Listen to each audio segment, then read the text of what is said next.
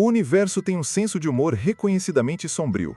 Em 1898, um autor pouco conhecido chamado Morgan Robertson escreveu uma novela intitulada Furtividade.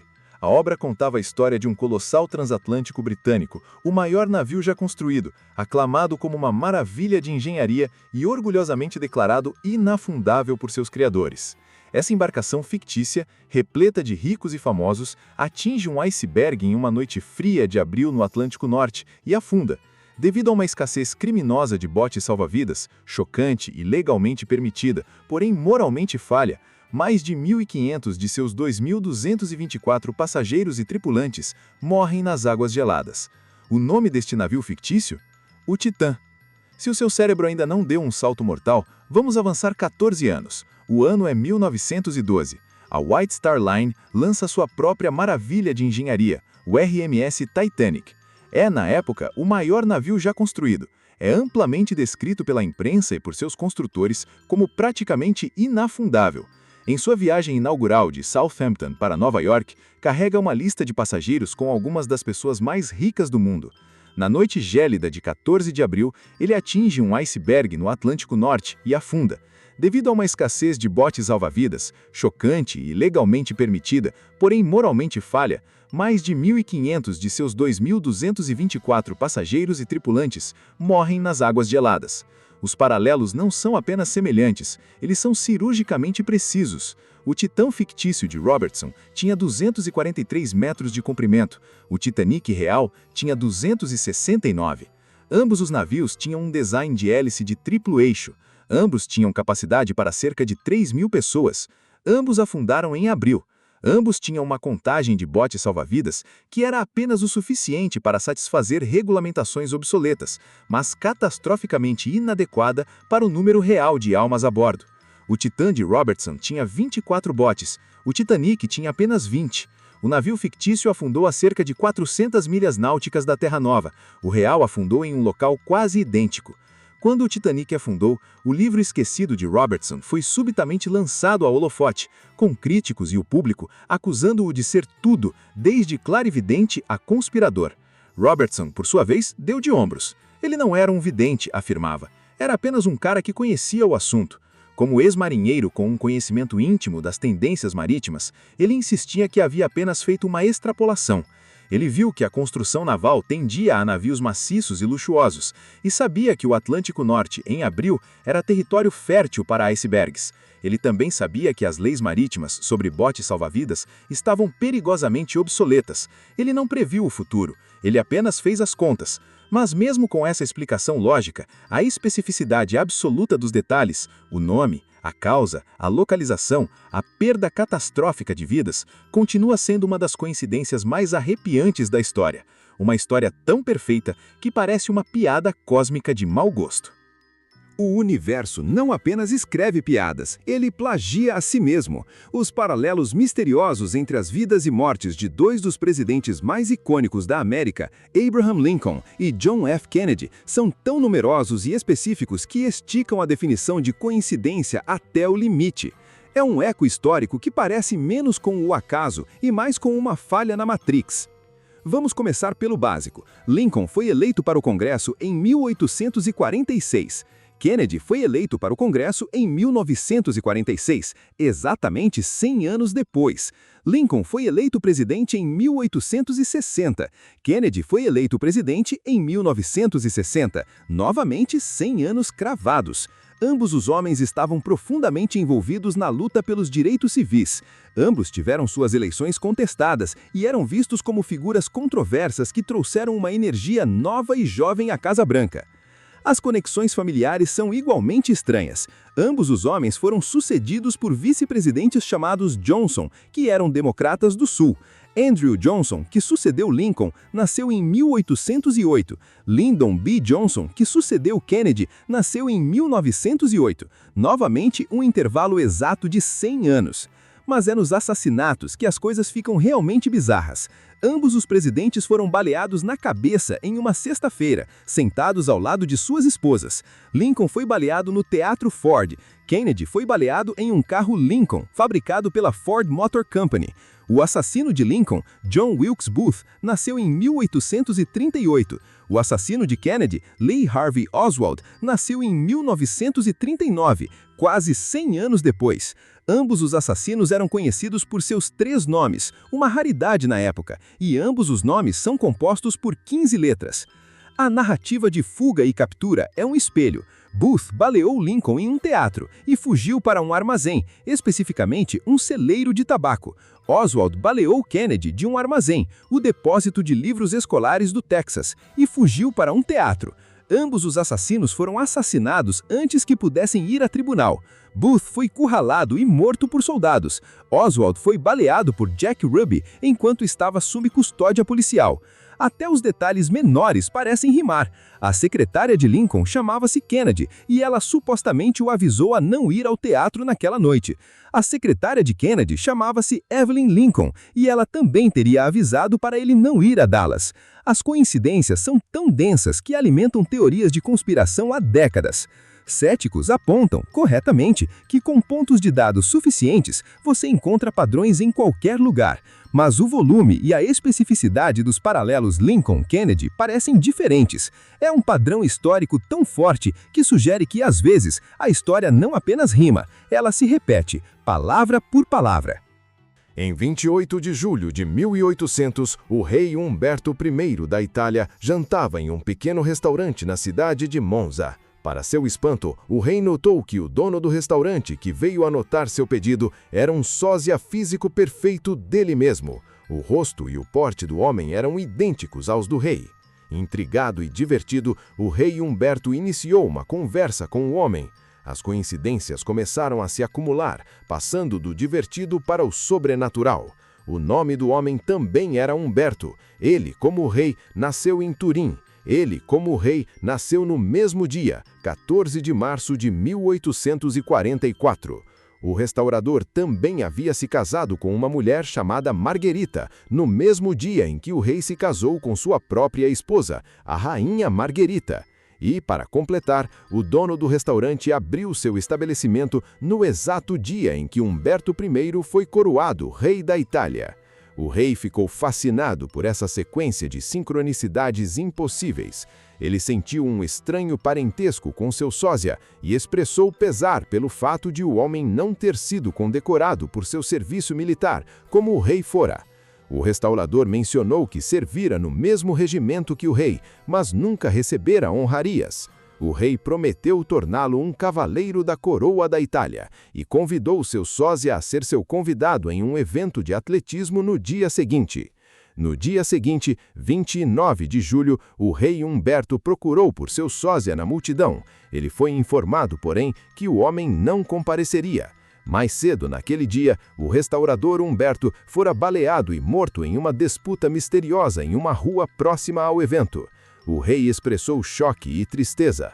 Enquanto transmitia suas condolências, um anarquista na multidão chamado Gaetano Bresci emergiu do povo, disparou seu revólver 4 vezes e assassinou o rei Humberto I. Ele foi morto por uma bala no coração, apenas algumas horas depois que seu gêmeo de vida e destino encontrou um fim igualmente violento. A história é uma lembrança brutal de que algumas coincidências não são apenas curiosidades estatísticas, mas fios fatalistas conectando duas vidas impossivelmente paralelas até sua conclusão trágica e compartilhada. A vida, às vezes, escreve ficções que são muito mais estranhas e horríveis do que qualquer romancista pudesse inventar. Em 1838, o mestre do macabro, Edgar Allan Poe, publicou seu único romance completo, O Relato de Arthur Gordon Pym. O livro é uma história de aventura marítima selvagem que culmina em uma cena horripilante de sobrevivência. O navio, o Grampus, naufraga em uma tempestade e 4 tripulantes escapam em um pequeno bote salva-vidas. Eram o capitão Tom Dudley, Edwin Stephens, Edmund Brooks e o taifeiro, um órfão de 17 anos chamado Richard Parker. À deriva, por semanas, sem comida e sem água potável, exceto por uma tartaruga ocasional que conseguiam pegar, os homens ficaram desesperados. O jovem Richard Parker adoeceu após beber água do mar. O capitão Dudley, vendo que o rapaz estava perto da morte, propôs o impensável, que deveriam matá-lo e comê-lo para se salvarem. Após algum debate, eles cometeram o ato. Parker foi morto e os 3 homens restantes se alimentaram de seu corpo. Eles foram resgatados apenas alguns dias depois, a milhares de milhas de terra firme. O caso judicial subsequente, R. V. Dudley and Stephens, tornou-se um marco no direito inglês, estabelecendo o precedente de que a necessidade não é uma defesa para a acusação de homicídio. Mas, para os estudiosos da literatura e do bizarro, o caso é lembrado pelo eco pavoroso da história de terror fictícia, escrita quase meio século antes. Um taifeiro chamado Richard Parker, sacrificado no mar por seus companheiros famintos. O fato de uma tragédia real espelhar tão perfeitamente os detalhes de uma história de terror fictícia escrita quase meio século antes é uma coincidência da ordem mais alta e perturbadora. Algumas pessoas nascem na hora certa. Mark Twain, o autor e humorista americano por excelência, nasceu com um senso de tempo quase cósmico. Ele entrou no mundo em 30 de novembro de 1835, apenas 2 semanas após o aparecimento de um dos objetos celestes mais famosos da história, o cometa Halley. O cometa, que é visível da Terra apenas uma vez a cada 75 ou 76 anos, foi um grande evento em 1835. Twain, cujo nome real era Samuel Clemens, cresceu sabendo que sua vida estava entrelaçada a esse visitante celestial. Ele sentia uma conexão profunda e pessoal com ele, e, à medida que envelhecia, começou a profetizar sobre sua própria morte. Em 1909, ele foi citado dizendo: "Eu cheguei com o cometa Halley em 1835. Ele virá novamente no ano que vem, e eu espero partir com ele. Será a maior decepção da minha vida se eu não partir com o cometa Halley." O Todo-Poderoso disse, sem dúvida: "Ora, aqui estão estas 2 figuras excêntricas e inexplicáveis. Elas chegaram juntas, devem partir juntas." O universo, ao que parece, decidiu conceder seu desejo. Mark Twain morreu de um ataque cardíaco em 21 de abril de 1910. Foi exatamente o dia seguinte ao ponto de maior aproximação do cometa Halley com a Terra em sua passagem de 1910. Ele chegou com o cometa e partiu com ele. É uma coincidência belamente poética e perfeitamente simétrica, que serve como um epitáfio adequado para um homem que via o humor profundo e a ironia na grande narrativa cósmica. O debate entre genética versus criação é um dos mais antigos da psicologia. Somos produtos dos nossos genes ou o ambiente molda quem nos tornamos? A história dos gêmeos Jim é uma das evidências mais convincentes do poder da genética, uma coincidência tão profunda que nos força a questionar a própria natureza da identidade e do livre-arbítrio. Em 1940, um par de gêmeos idênticos nasceu em Ohio. Eles foram adotados por famílias diferentes com apenas algumas semanas de vida e cresceram sem saber da existência um do outro. Ambas as famílias, por pura coincidência, decidiram nomear seu filho adotivo como James. Um era James Springer, o outro James Lewis. Os 2 Jims viveram vidas separadas por 39 anos. Quando finalmente se reuniram em 1979, as semelhanças que descobriram eram impressionantes, indo muito além do que poderia ser explicado pelo acaso. Ambos os homens tinham 1,83 metros de altura e pesavam 81 quilos. Na infância, ambos tiveram um cachorro chamado Toy. Ambos gostavam de marcenaria e desenho mecânico. Ambos eram excelentes em matemática na escola, mas péssimos em ortografia.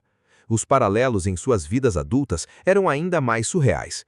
Ambos os Jims casaram-se com uma mulher chamada Linda. Ambos divorciaram-se de suas lindas e posteriormente casaram-se com uma mulher chamada Betty. Ambos tiveram um filho, a quem deram o nome de James Allan, embora um escrevesse Alan e o outro Alan. Ambos os homens trabalhavam como auxiliares de xerife em meio período. Ambos eram fumantes inveterados que preferiam cigarros da marca Salem. Ambos dirigiam o mesmo modelo de Chevrolet azul claro. Ambos sofriam de dores de cabeça tensionais, tinham o hábito de roer unhas e ganharam e perderam 5 quilos no mesmo período de suas vidas. Eles até passavam férias na mesma pequena praia na Flórida. Os gêmeos Jim tornaram-se objetos de um estudo intensivo na Universidade de Minnesota sobre gêmeos idênticos criados separados. O caso deles forneceu evidências poderosas de que nossa carga genética influencia muito mais de nossas vidas do que se pensava anteriormente, desde nossas escolhas de carreira e hobbies até nossos históricos médicos e até os nomes de nossos cônjuges e filhos. É uma coincidência que apaga a linha entre a ciência e o sobrenatural. O universo às vezes trabalha de formas que não são apenas misteriosas, mas francamente travessas. No início dos anos 70, o ator Anthony Hopkins foi escalado para a adaptação cinematográfica do romance de George Pfeiffer, A Garota de Petrovka. Para se preparar para o papel, Hopkins queria ler o livro, mas não conseguia encontrar um exemplar em lugar nenhum. Ele vasculhou as livrarias de Londres sem sucesso. Desanimado, ele estava esperando por um trem na estação de metrô de Leicester Square para voltar para casa quando viu um livro descartado em um banco. Ele o pegou. Era um exemplar de A Garota de Petrovka. Isso, por si só, já seria uma coincidência notável, um golpe de sorte de 1 em 1 milhão. Mas a história não termina aí. 2 anos depois, durante as filmagens, Hopkins conversou com o autor, George Pfeiffer. Pfeiffer mencionou que não tinha um exemplar de seu próprio livro. Ele havia emprestado seu exemplar pessoal, repleto de anotações, a um amigo que o perdera em algum lugar em Londres. Hopkins, intrigado, buscou o exemplar que havia encontrado na estação do metrô de Londres. Ele perguntou a Pfeiffer se aquilo parecia familiar. Pfeiffer examinou o livro e confirmou que era, impossivelmente, seu próprio exemplar perdido. Ele reconheceu sua caligrafia nas margens. O exato livro que o autor perdera era o livro que o ator, desesperado para encontrá-lo para seu papel, descobriu em um banco aleatório no metrô de Londres. É uma coincidência de ciclo perfeito, a história de um livro que parecia saber exatamente onde precisava estar. A construção da represa Hoover foi uma das maiores proezas de engenharia do século XX. Foi um empreendimento monumental que custou milhões de dólares e, tragicamente, dezenas de vidas. O número oficial de mortos lista 96 fatalidades por várias causas, de insolação a acidentes industriais. Mas dentro desta estatística sombria reside uma coincidência de uma simetria trágica e impressionante. O primeiríssimo homem a morrer durante a construção da represa foi um agrimensor chamado J.G. Tierney. Ele se afogou nas águas turbulentas do Rio Colorado em 20 de dezembro de 1922, enquanto procurava um local ideal para a represa. 13 anos depois, a represa estava chegando à conclusão. Em 20 de dezembro de 1935, exatamente 13 anos depois, no mesmo dia da primeira morte, ocorreu a última fatalidade oficial. Um trabalhador chamado Patrick Tierney, um ajudante de eletricista, caiu para a morte de uma das torres de captação. Patrick Tierney era filho de J.G. Tierney, o primeiro homem que morreu. Pai e filho, marcando o início e o fim da construção deste monumento maciço, com suas vidas, morrendo na exata mesma data, com 13 anos de diferença.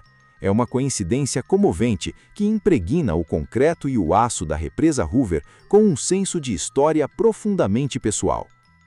Coincidências podem ser estranhas, engraçadas ou até inspiradoras, mas às vezes elas são apenas profunda e inexplicavelmente trágicas. Em 2002, na pequena cidade de Ha, na Finlândia, desenrolou-se uma história que desafia toda a lógica e probabilidade. Um homem de 70 anos estava andando de bicicleta, tentando atravessar uma rodovia movimentada. Ele foi atingido por um caminhão e morreu instantaneamente.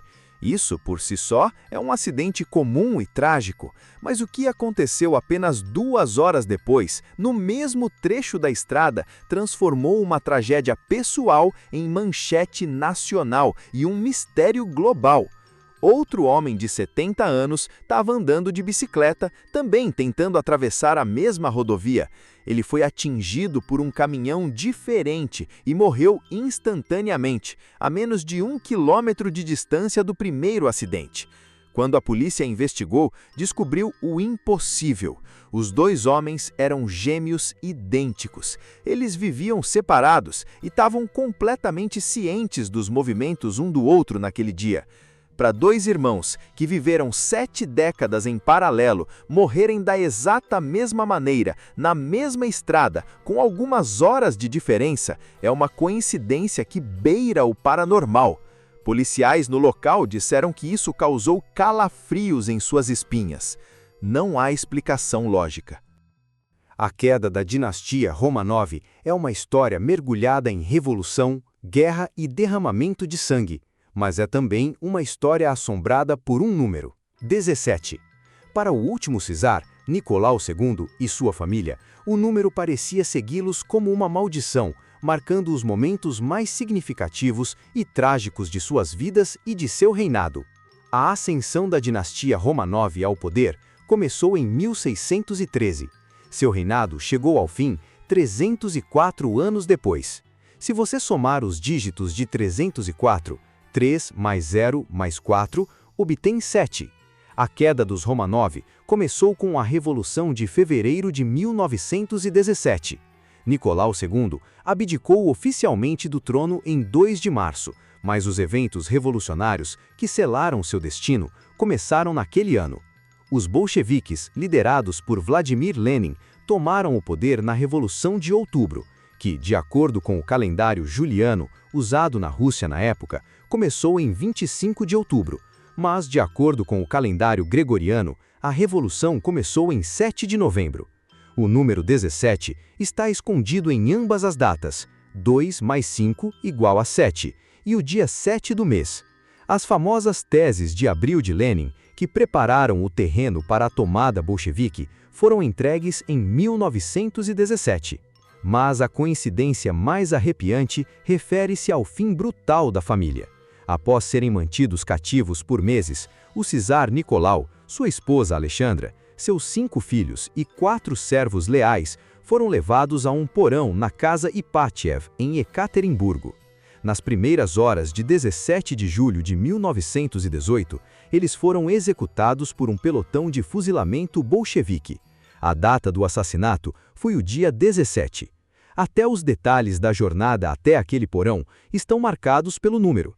A família foi levada ao local da execução descendo um lance de 19 degraus. Mas relatos históricos dos guardas mencionam que a descida da família parecia uma caminhada final e fatídica.